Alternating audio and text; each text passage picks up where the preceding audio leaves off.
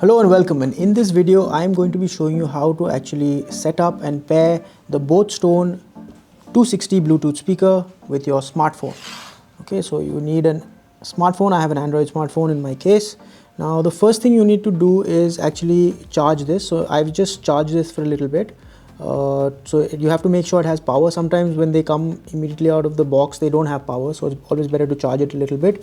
There is a USB charging cable that comes with it, and the power button is on the side over here. There's a little circle made, so you just press the button.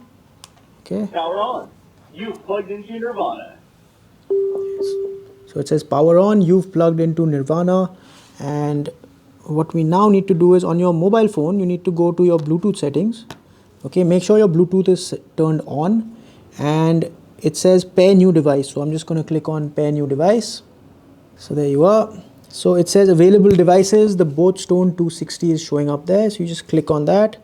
It's pairing. It says pair with boAt 260 question mark. Okay, I'm going to pair it, You're now connected to boAt 260. and there you have it. That is how you are actually connected. Now what I can do, of course, now that I'm connected, is I can there's a mic in here, so I can actually talk through calls on this, but I can also play music, which is primarily what it's for. So,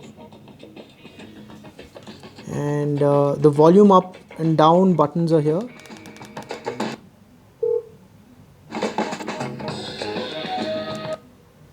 Oh, that's the next song.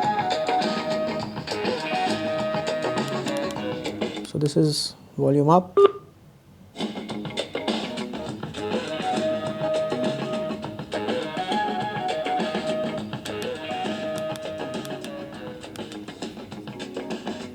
Okay, so there you are, folks. That was how you set up and you pair your boAt 260 Bluetooth speaker. We hope you found this video useful. Thank you for watching. Goodbye.